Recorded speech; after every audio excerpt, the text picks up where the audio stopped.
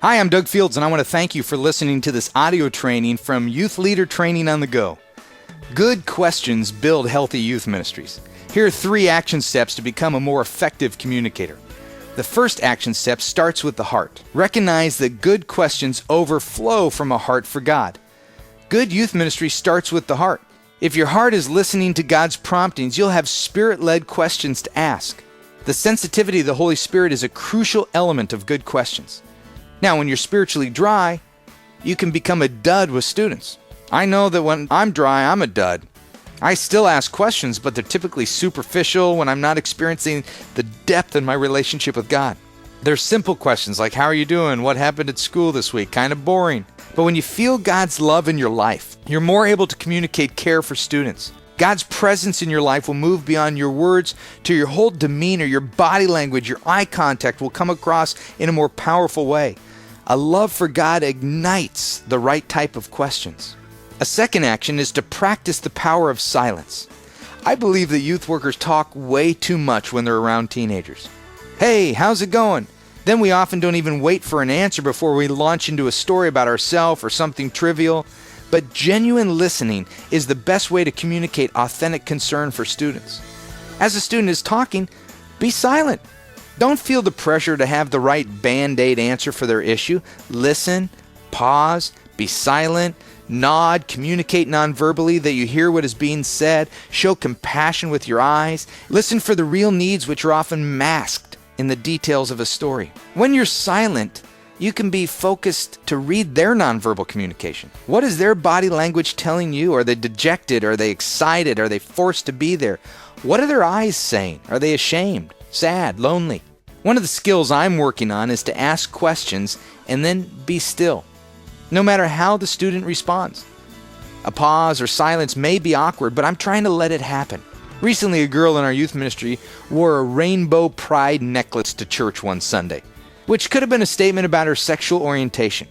Before asking this girl a question, I hugged her and told her I was glad to see her at church, and instead of ignoring her necklace and asking something general about how her week at school was, I said, "Tell me the meaning behind rainbow pride." Then I shut up. In my heart, I was sad and angry at the lies of Satan, but I tried to listen with compassion.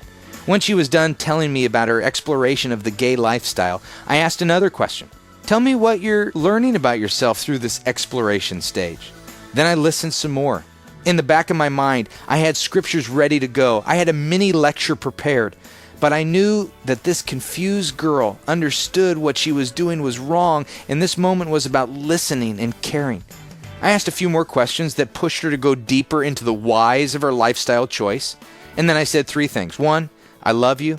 2, I'm proud of you for sharing your heart. And 3, I'm happy to talk with you anytime you need an ear. That was it. She talked for 10 minutes and I listened for 9 minutes and 55 seconds. Now my critics that are listening will say, well, shame on you, Doug, for not giving her the truth. But I knew this girl had plenty of truth taught to her. And I felt God's prompting to just listen and save my words for another time. Later that week, the girl told her parents, Mom and Dad, you wouldn't believe it. Doug gave me some great advice at church last weekend. He was so wise. He really helped me. He made me reconsider what I'm doing with my life. The parents said, I've been preaching to her for months. What did you say that was so compelling? Well, the truth is, I didn't say anything. I asked some question, and then I listened with compassion and loved her. Here's the third action step. Keep asking questions. Questions make up the essence of meaningful conversation. Something as simple as, how are you? Can have tremendous impact if a student is ready to share. And if a student isn't ready to talk, the question, how are you, can lay there flat with no expression or desire to move it deeper. From experience, I've learned that the second question is the most difficult one to ask. You may get little or no response for the first question, but don't allow the non-response to wipe you out.